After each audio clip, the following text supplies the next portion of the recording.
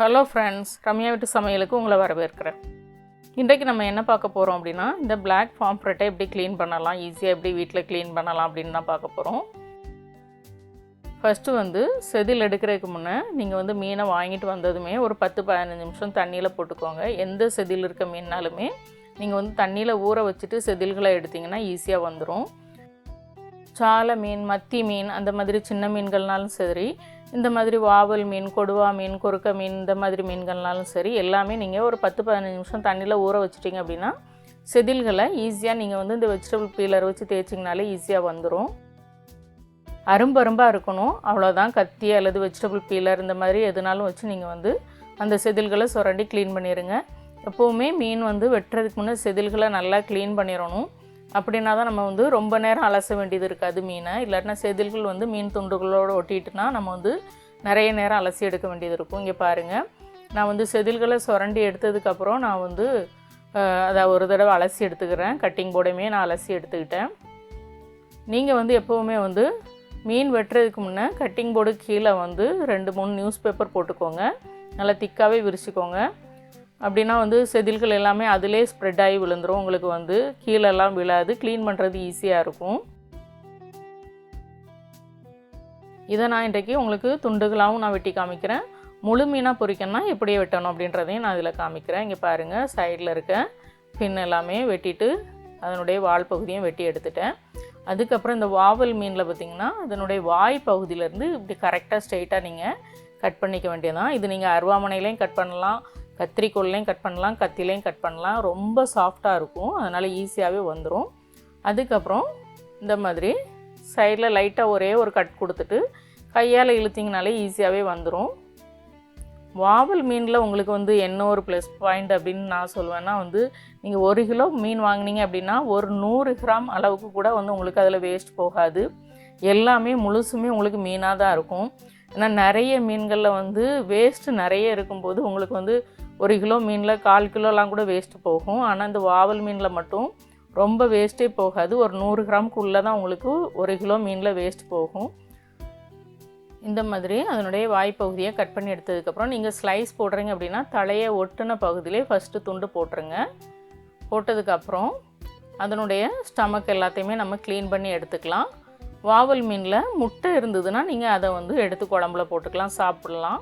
இப்போ பாருங்கள், இதில் முட்டை இருக்குது, நான் எடுத்து வச்சுக்கிறேன். மற்றது எல்லாமே நம்ம வேஸ்டெல்லாம் க்ளீன் பண்ணி எடுத்துக்கலாம். தலை துண்டை ஒட்டி நீங்கள் வெட்டிடுங்க. ஒட்டுனதுமே வயிறு பகுதி இருக்கும். இந்த மாதிரி நீட்டாக க்ளீன் பண்ணி ஒரு பவுலில் எடுத்து போட்டு வச்சுக்கலாம். மற்றபடி இருக்க அழுக்குகள்லாம் நம்ம வாஷ் பண்ணும்போது ஈஸியாகவே போயிடும். வாவல் மீனில் பார்த்திங்கன்னா அதனுடைய வாய் பகுதியை நம்ம வெட்டி எடுத்துடணும். இங்கே பாருங்கள், இந்த மாதிரி கத்தி வச்சு லைட்டாக வெட்டினீங்கனாலே அதனுடைய வாய்ப்பகுதி வந்துடும். ஏன்னா அதில் சின்ன சின்ன பற்கள் இருக்கும், அதனால் வாய்ப்பகுதியை கண்டிப்பாக கட் பண்ணி எடுத்துருங்க. இப்போ நீங்கள் ஸ்லைஸ் போடணும்னா இந்த மாதிரி ஈவனாக கட் பண்ணி விட்டுட்டு அந்த மாதிரி ஸ்லைஸ் போட்டுக்கோங்க. நான் எப்போவுமே அப்படி தான் போடுவேன். ஏன்னா ஒவ்வொரு ஸ்லைஸாக வெட்டி எடுத்துகிட்டு இருந்தோம்னா ஒவ்வொரு ஸ்லைஸும் ஒவ்வொரு சைஸில் இருக்கும். அதனால் இப்படி கீரல் கொடுத்ததுக்கப்புறம் நம்ம ஈஸியாக நம்ம ஸ்லைஸ் போட்டு எடுத்துக்கலாம். இல்லை நீங்கள் முழுசாக ஃப்ரை பண்ணணுன்னா இந்த மாதிரி கீரல் கொடுத்துட்டு அப்படியே ஃப்ரை பண்ணியும் நீங்கள் ஃப்ரை பண்ணுறதுக்கும் நீங்கள் வச்சுக்கலாம். இந்த மாதிரி கீரல் கொடுத்ததுக்கப்புறம் நம்ம ஸ்லைஸ் பண்ணி எடுத்தோம் அப்படின்னா எல்லா துண்டுகளுமே நமக்கு ஒரே மாதிரி வரும். நான் எப்போவுமே வீட்டுக்கு கொண்டு வாவல் மீனை கட் பண்ணாலும் சரி, எந்த மீனை கட் பண்ணி இப்படி துண்டு போட்டாலும் சரி, இந்த மாதிரி கீரல் கொடுத்ததுக்கப்புறம் ஸ்லைஸ் பண்ணுவேன். அப்படின்னா துண்டுகள் நமக்கு ஒரே மாதிரி இருக்கும்போது சமைக்கிறதுக்கும் நமக்கு பார்க்குறதுக்கு நல்லாயிருக்கும். இந்த வாவல் மீனை நான் எப்படி ஒரு கத்திரிக்கோலும் ஒரு கத்தியும் வச்சு ஈஸியாக வீட்டில் ஸ்லைஸ் பண்ணலாம் அப்படின்றத நான் கட் பண்ணி காமிச்சிருக்கிறேன். அடுத்த மீனை நம்ம இப்போ செதில்கள் நல்லா க்ளீன் பண்ணி எடுத்தாச்சு. அடுத்து அதனுடைய அந்த ஃபின்னெல்லாம் கட் பண்ணிவிட்டு இது முழு மீனாக வைக்க போகிறோம். அதனால் அதனுடைய வாலை நான் லைட்டாக தான் கட் பண்ணியிருக்கிறேன். அப்போ தான் முழு மீனாக பொரிக்கிறதுக்கு நல்லாயிருக்கும். இப்போ பாருங்கள், வாய்ப்பகுதியை கட் பண்ணி போட்டாச்சு. போட்டதுக்கப்புறம் கரெக்டாக வாயிலேருந்து இந்த மாதிரி சிசரை வச்சு 2 பக்கமும் கட் பண்ணிவிட்டு அதுக்கப்புறம் சைடில் லைட்டாக ஒரு கட் கொடுத்துருங்க. ஜாயிண்டாக இருக்கும், லைட்டாக ஒரு ஜாயிண்ட் தெரியும் அதில் உங்களுக்கு, நீங்கள் பார்த்தீங்கனாலே தெரியும். அதுக்கப்புறம் இழுத்துட்டிங்கன்னா ஈஸியாகவே வந்துடும். அதுக்கப்புறம் அதனுடைய வாய்ப்பகுதிக்குள்ளே பார்த்திங்கன்னா இந்த மாதிரி சில அழுக்குகள் இருக்கும், அதெல்லாம் எடுத்துடலாம். அதுக்கப்புறம் வயிற்று பகுதியில் உள்ள அழுக்கை வயிற்றில் சின்ன ஒரு கீறல் கொடுத்துட்டு நம்ம வந்து வயிற்றில் உள்ள அழுக்கெல்லாம் நம்ம எடுத்துக்கலாம். இங்கே பாருங்கள், வயிற்று பகுதியில் கத்திரிக்கோலை வச்சு ஒரு சின்ன கீறல் கொடுத்துக்கிறேன். ஏன்னா சின்ன சின்ன வாவல் மீன்லாம் நீங்கள் வாங்கினீங்கன்னா ஈஸியாக வீட்டில் கொண்டு வந்து நீங்கள் க்ளீன் பண்ணிக்கலாம். அதிலே நீங்கள் வெயிலில் நிற்கணும் அப்படின்ற அவசியம் கிடையாது.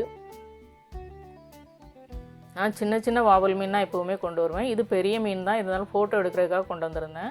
இங்கே பாருங்கள், அழுக்கு வயிற்றில் உள்ள அழுக்கு எல்லாத்தையும் எடுத்தாச்சு. இதில் முட்டை கிடையாது. முட்டை இருந்ததுன்னா நீங்கள் எடுத்து குழம்புல போட்டுக்கலாம். ஏன்னா முதல்ல கட் பண்ண மீனில் முட்டை இருந்தது, இதில் முட்டை இல்லை. இப்போ இதில் ஜஸ்ட்டு கீரல்கள் தான் கொடுக்க போகிறோம், நம்ம ஸ்லைஸ் பண்ண போகிறது கிடையாது. நைஃப் வந்து நல்லா ஷார்ப்பாக இருந்ததுன்னா ஈஸியாகவே உங்களுக்கு வந்து கீரல் கொடுத்துக்கலாம்.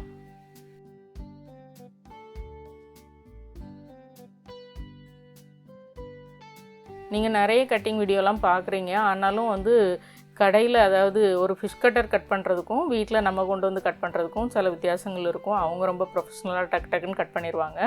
நம்ம மெதுவாக தான் பண்ணுவோம். நான் நம்மகிட்ட இருக்க டூல்ஸை வச்சு தான் நம்ம கட் பண்ணணும். சில பேர் அருவாமனையில் ரொம்ப அழகாக கட் பண்ணுவாங்க. எனக்கு எப்போவுமே கத்திரிக்கோளும் கத்தியும் தான் வந்து கட் பண்ணுறது கம்ஃபர்டபுளாக இருக்கும். ரொம்ப பெரிய மீன்லாம் கட் பண்ணது கிடையாது. சின்ன சின்ன மீன்கள் நான் கட் பண்ணியிருக்கிறேன். மேக்ஸிமம் இந்த சைஸ் மீன்கள் வரைக்கும் தான் நான் கட் பண்ணியிருக்கிறேன். கண்டிப்பாக இந்த வீடியோ உங்களுக்கு பிடிச்சிருந்தது அப்படின்னா ரம்யா வீட்டு சமையலுக்கு சப்ஸ்கிரைப் பண்ணுங்கள், லைக் பண்ணுங்கள், ஷேர் பண்ணுங்கள். வீட்டில் சமைச்சு சாப்பிடுங்க, வீணாக்காமல் சாப்பிடுங்க. மீண்டும் புது வீடியோவில் சந்திக்கலாம். பாய்.